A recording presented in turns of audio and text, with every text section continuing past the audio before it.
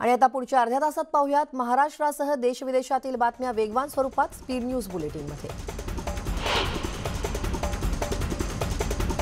पर्यावरण मंत्री आदित्य ठाकरेंच्या कोकण दौऱ्याचा आज दुसरा दिवस आहे। आज ते दापोली येथील शिवसृष्टीचे उद्घाटन करणार आहेत। तसंच चिपळूण इथं वाशिष्ठी नदीतील गाळ काढणं आणि त्या ठिकाणच्या कामाची पाहणी करत आदित्य ठाकरे आढावा घेणार आहेत।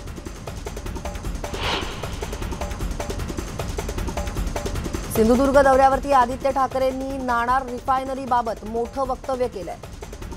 जिथं विरोध नसेल तिथं नाणार रिफायनरी प्रकल्प हलवण्यात येईल असं आदित्य ठाकरे म्हणाले।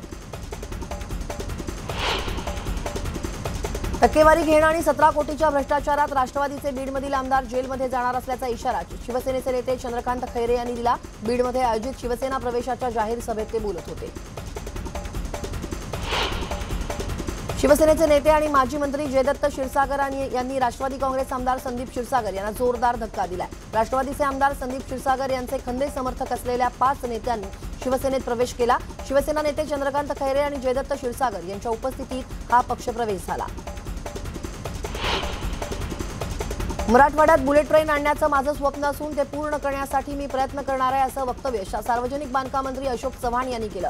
नांदेड महापालिका हद्दीतील विकास कामाच्या भूमिपूजन प्रसंगी ते बोलत होते। नांदेडसाठी चांगलं काम केलं की टीका टिप्पणी करणारे आहेत ते आपल्या नाही तर दुसऱ्या जिल्ह्यातील आहेत अशा शब्दात सार्वजनिक बांधकाम मंत्री अशोक चव्हाण यांनी नाव न घेता आमदार प्रशांत बंब यांच्यावर टीका केली।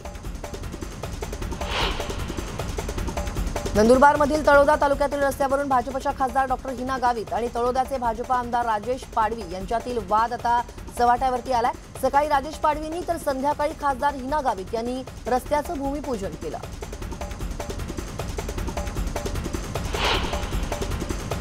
नंदुरबार जिल्हा परिषद स्थायी समिती सभेत सदस्यांनी गदारोळ करत सभात्याग केला। सर्व कामांना मूकसंमती देऊनही स्थायी समिती सदस्यांना मतदारसंघामध्ये कामासाठी निधी मिळत नसल्याचा आरोप होतोय। त्यामुळे सदस्यांनी नाराजी व्यक्त करत सभात्याग केला। नाशिकचे पालकमंत्री छगन भुजबळ येवल्यातील एका क्रिकेट स्पर्धेचा त्यांनी शुभारंभ केला। यावेळी भुजबळांनी हातात बॅट घेऊन चौफेर फटकेबाजी केली। वीज कर्मचाऱ्यांसोबतची आजची बैठक रद्द करण्यात आली आहे। ऊर्जा मंत्री नितीन राऊत यांनी याची माहिती दिली आहे। वीज कर्मचाऱ्यांना दिलेल्या आश्वासनानंतरही संप मागे न घेतल्यानं बैठक रद्द करण्यात आली आहे। संप मागे घ्या अन्यथा मेस्मा लावण्याचा इशारा नितीन राऊत यांनी दिला।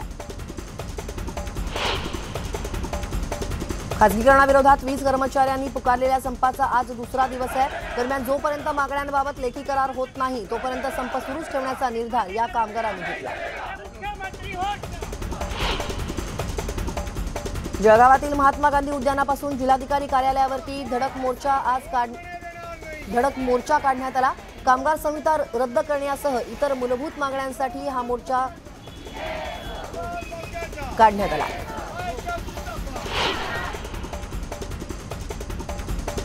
जानेवारी-फेब्रुवारीत झालेल्या म्हाडाच्या ऑनलाईन भरती परीक्षेमध्ये गैरप्रकार झाल्याचा आरोप एमपीएससी समन्वय समितीनं केलाय। औरंगाबाद येथील परीक्षा केंद्रावरती केंद्र चालकांशी संगनमत करून परीक्षेच्या संगणकीय प्रणालीत फेरफार केल्याचा आरोप आहे। या संबंधीची तक्रार समितीनं पुराव्यानिशी म्हाडाकडे केली आहे। आता उन्हाळ्यातही विद्यार्थ्यांच्या शाळा सुरू राहणार आहेत। शिक्षण विभागानं तशी माहिती दिली आहे। कोरोनामुळे शालेय विद्यार्थ्यांचं झालेलं नुकसान भरून काढण्यासाठी शिक्षण विभाग हा मोठा निर्णय शिक्षण विभागानं घेतलाय। एप्रिल महिना आणि रविवारी ही शाळा सुरू राहणार आहेत। राज्यात पहिल्या लाटेच्या तुलनेत दुसऱ्या लाटेमध्ये कोरोना उपचारांच्या विम्याच्या दाव्यांच्या संख्येत सुमारे 400% वाढ झाली। आतापर्यंत राज्यभरात कोरोनाशी संबंधित तब्बल सुमारे 9,666 कोटी रुपयांचे विम्याचे दावे दाखल झाले। मुंबईतील वाहतूक कोंडी रस्त्यावरील धोक्याचा अलर्ट तुम्हाला तुमच्या मोबाईलवरती आता मिळणार आहे। यासाठी पालिकेनं सुरू केलेलं डिझास्टर मॅनेजमेंट MCGM ॲप आता अपडेट करण्यात आलंय। त्यामुळे आपल्या मार्गातील धोक्यांचा इशारा आधीच मिळाल्यास आपला बचाव होईल अशी माहिती अतिरिक्त आयुक्त सुरेश काकाणी यांनी दिली आहे। पाणी साचण्याच्या समस्येवरती तोडगा काढण्यासाठी हिंदमाता उड्डाणपूल ते परेल उड्डाणपुलाच्या दरम्यान रस्त्याची उंची वाढवण्याचा निर्णय पालिकेनं घेतलाय। उन्नत मार्ग तयार करण्यासाठी आणखी 11 कोटी रुपये खर्च करण्यात आलेत। त्यामुळे एकूण कंत्राट रक्कम 50 कोटी रुपयांवर गेली आहे। इलेक्ट्रिक बस घेण्यासाठी केंद्र सरकारनं मुंबई महापालिकेला 264 कोटी रुपये दिले होते। पालिकेनं हा निधी बेस्ट उपक्रमाला वर्ग केलाय। आज घडीला बेस्टच्या ताफ्यात 3500 बसगाड्या असून त्यापैकी 384 बसगाड्या विजेवर धावणाऱ्या आहेत। ऑनलाईन ॲपद्वारे कर्ज घेणाऱ्यांचे अश्लील फोटो तयार करून लाखोंचे पैसे उकळले जात असल्याचं धक्कादायक वास्तव समोर आलंय। पैसे न देणाऱ्या अनेक कर्जदारांचे फोटो व्हायरल केले जात आहेत। रत्नागिरीमधील खेड तालुक्यात हा धक्कादायक प्रकार समोर आलाय। रेल्वे सुरक्षा दलानं सायबर सेल पथकाच्या मदतीनं काळा बाजार करणाऱ्या दलालांना बेड्या ठोकल्यात। या कारवाईत तब्बल 3.38 कोटींची तिकीटं जप्त करण्यात आली आहेत। मध्य रेल्वेच्या रेल्वे सुरक्षा दलानं रेल्वे आरक्षण तिकिटांच्या काळा बाजार रोखण्यासाठी विशेष मोहीम राबवली आहे। जळगावात मुख्यमंत्र्यांविषयी कुठलीही आक्षेपार्ह पोस्ट व्हायरल केलेली नसताना देखील शिवसैनिकांनी दाम्पत्याला बेदम मारहाण केली। या मारहाणीत दोघांना गंभीर दुखापत झाली असून महिलेच्या गळ्यातील मंगळसूत्र गहाळ झालं। या प्रकरणी प्रमुख पदाधिकाऱ्यांचा शिवसैनिकांवर शहर पोलिसात गुन्हा दाखल करण्यात आला।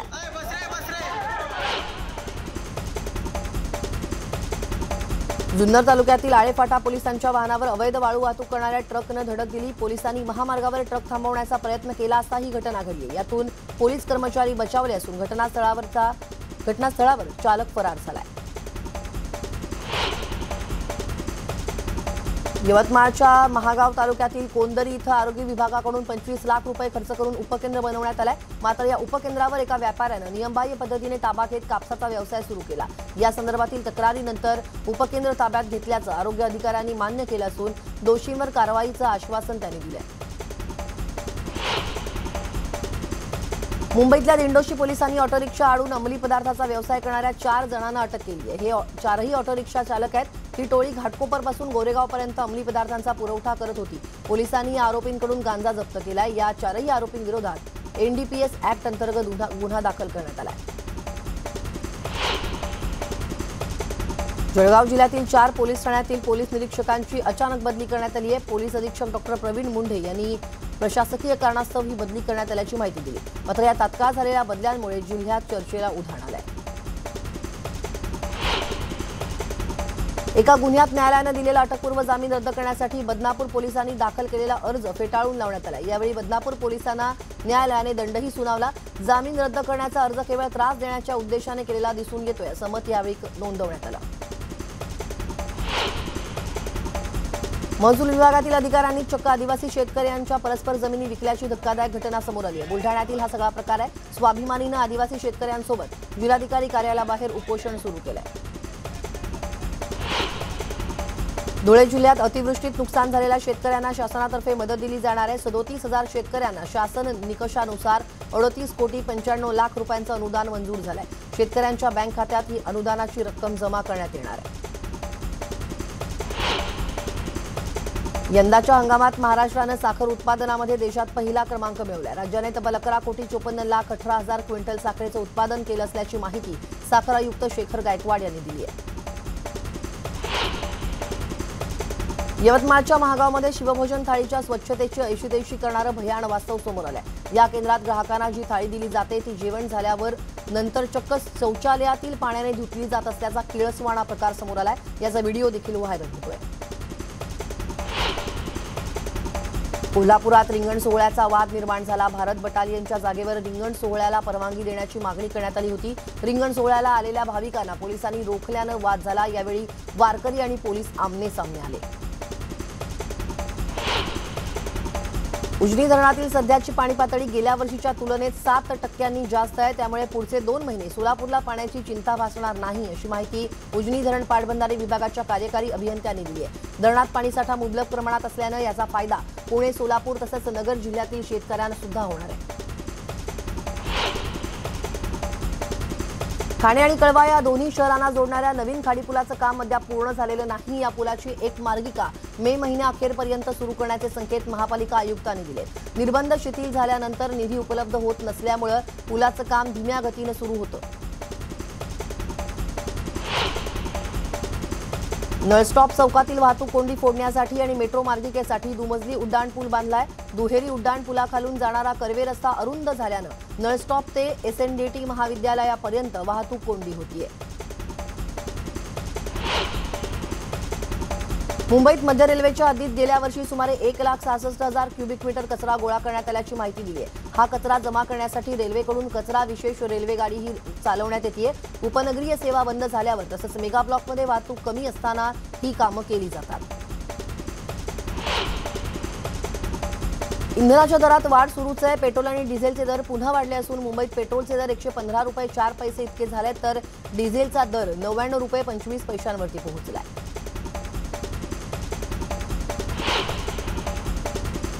जळगाव जिल्ह्यात आजपासून 3 दिवस उष्णतेची लाट येणार असल्याचा अंदाज हवामान खात्यानं वर्तवलाय। या पार्श्वभूमीवर जिल्हा आपत्ती व्यवस्थापनाने उष्माघातापासून बचाव आणि उपायासाठी मार्गदर्शक सूचना जारी केल्या। विदर्भ, मराठवाडा, उत्तर आणि पश्चिम मध्य महाराष्ट्रात काही भागात पुढील 3 ते 4 दिवस उष्णतेची तीव्र लाट येण्याचा इशारा हवामान विभागानं दिलाय। या कालावधीत राज्यात तापमानाचा पारा 40 अंश सेल्सिअसच्या पुढे जाण्याची शक्यता आहे, त्यामुळे नागरिकांना काळजी घेण्याचं आवाहन करण्यात आलंय।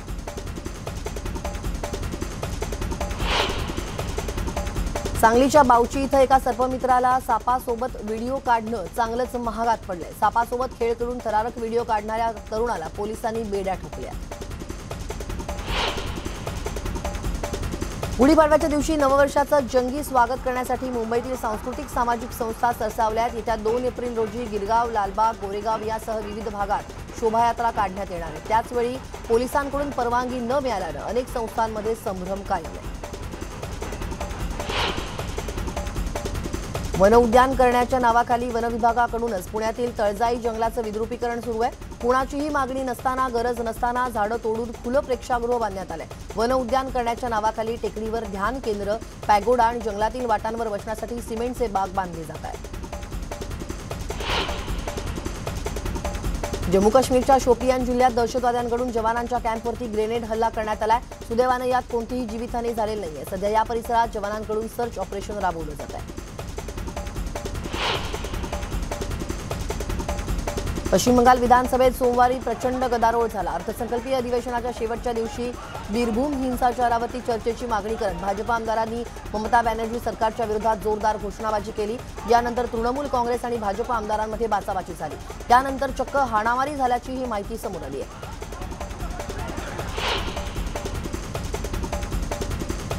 आसाममधील नागाव जिल्ह्यात भीषण आग लागली। या आगीत कपड्याचं गोदाम जळून खाक झालंय। सुदैवानं यात जीवितहानी झाली नसून मोठ्या प्रमाणावर आर्थिक नुकसान झाल्याची माहिती मिळतेय। मुस्लिम धर्मियांच्या पवित्र अशा रमजानच्या आधी सौदी अरेबियात उंटावर लावलेली बोली ऐकून तुम्ही तोंडात बोट घालाल, कारण सौदीला हा उंट जगातला आजवरचा सर्वात महागडा उंट ठरू शकतो। या उंटावर 7 मिलियन सौदी रियाल म्हणजे 14,23,45,000ची बोली लावली गेली आहे। ओडिसामध्ये पोलिसांनी मोठी कारवाई केली आहे। ओडिसामध्ये 1,36,00,000चा मुद्देमाल जप्त करण्यात आलाय, तर 1 किलोपेक्षा जास्त सोनं पोलिसांनी जप्त केलंय। 1 एप्रिल रोजी दिल्लीतील तालकटोरा स्टेडियमवरती परीक्षा पे चर्चा कार्यक्रमात विद्यार्थ्यांशी संवाद नरेंद्र मोदी साधणार आहेत। परीक्षा पे चर्चाचा हा 5वा कार्यक्रम असेल। या कार्यक्रमांबाबत शिक्षण मंत्री धर्मेंद्र प्रधान यांनी सोमवारी पत्रकार परिषद घेत महत्त्वाची माहिती दिली। परीक्षा पे चर्चा कार्यक्रमात पंतप्रधान मोदी देशभरातील विद्यार्थ्यांशी संवाद साधतील।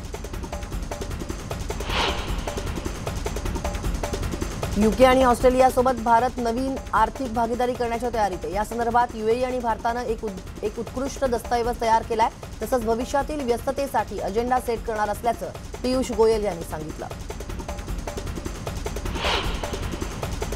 कोरोनाचा प्रादुर्भाव कमी होऊ लागल्यानं आंतरराष्ट्रीय प्रवासावरील निर्बंध कमी करण्यात आलेत। अमेरिकेतील प्रवाशांना आता सूट देण्यात आली असून काही अंशी नियमांमध्ये बदल करण्यात आलेत। आता लेव्हल 3 वरून लेव्हल 1 वरील अटी प्रवासासाठी लागू असणार आहेत।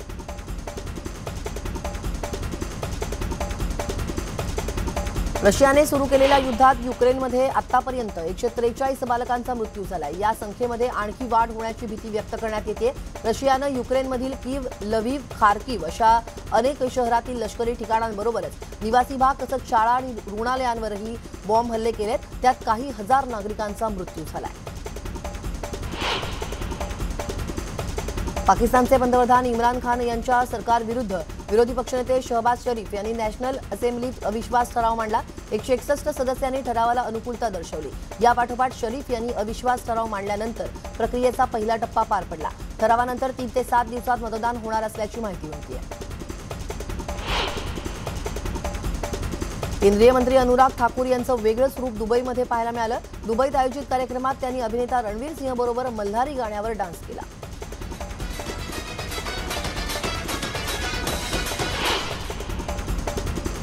भारतीय महिला क्रिकेट संघाची पुढील कर्णधार म्हणून स्मृती मानधना सर्वात योग्य पर्याय असल्याचं मत भारताच्या माजी कर्णधार शांता रंगास्वामी यांनी व्यक्त केलं। मिताली राजनं निवृत्ती स्वीकारलेली नसली तरी आता भारतीय संघाला नेतृत्वाबद्दल गरजेचं असल्याचं त्या म्हणाल्या। गुजरात टायटन्सनं लखनौ सुपर जायंट्स संघावरती दणदणीत विजय मिळवलाय। लखनौ संघानं गुजरातसमोर विजयासाठी 159 धावांचं आव्हान ठेवलं होतं। लक्ष्याचा पाठलाग करताना गुजरातची दमछाक झाली आहे, मात्र अखेरच्या षटकात गुजरातनं सामना जिंकला। गुजरात टायटन्स संघाचा हा IPL मधील पहिलाच विजय आहे। ऑस्कर सोहळ्याचा host American comedian Chris Rock याला अभिनेता विल स्मिथनं कानाखाली मारल्यानं आता नवा वाद सुरू झाला। या वादानंतर ऑस्करनं या प्रकरणाची अधिकृत चौकशी सुरू केली आहे। स्मिथनं या प्रकरणानंतर माफी मागितली। या घटनेची चौकशी केल्यानंतर कायद्यानुसार कारवाई करण्यात येणार असल्याची माहिती मिळते।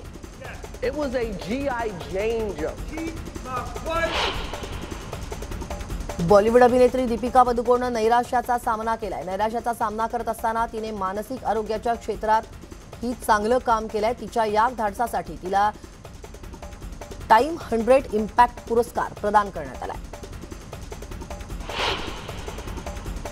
गेल्या अनेक दिवसांपासून रणबीर आणि आलिया लग्नाच्या बातम्यांमुळे खूप चर्चेत आहेत। प्रसिद्ध साडी डिझायनर बीना कन्नननं सोशल मीडियावरती एक फोटो शेअर केलाय। या फोटोमध्ये त्यांच्यासोबत आलिया भट्ट आणि रणबीर कपूर दोघेही दिसतात। फोटो शेअर करताना त्यांनी कॅप्शनमध्ये रणबीर कपूर आणि आलिया भट्ट सोबत असं कॅप्शन लिहिलंय।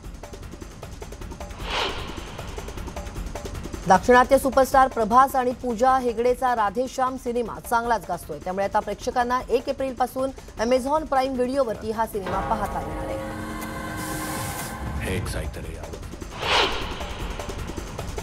शिवचरित्रातील अफजल खान वध हा शिवकालीन इतिहासाचा महत्त्वाचा अध्याय। आता हाच ऐतिहासिक सुवर्ण अध्याय 22 एप्रिलला रुपेरी पडद्यावर येण्यासाठी सज्ज होतोय। नुकतेच शेर शिवराज या चित्रपटाचं पोस्टर प्रेक्षकांच्या भेटीला आलंय।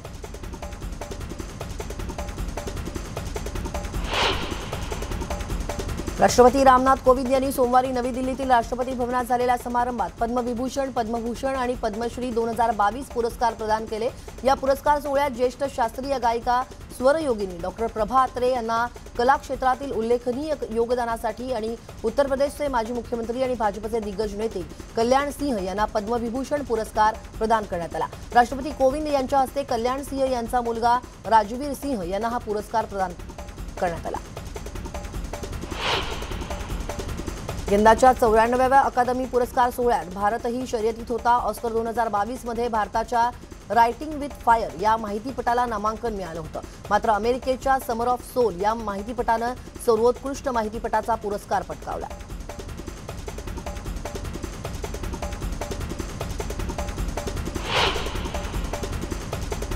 आणि यासोबतच या बातम्यांमध्ये वेळ झाली इथेच थांबण्याची। ताज्या बातम्यांच्या अपडेटसाठी लॉग ऑन करायला विसरू नका। news18document.com वर आमच्या फेसबुक आणि ट्विटर पेजला देखील भेट द्या। आमच्या YouTube चॅनलला सबस्क्राईब करा आणि थोड्याच वेळात काही महत्त्वाच्या बातम्या माझा सहकारी विशाल सोबत पहा फक्त News18 डॉक्युमेंट।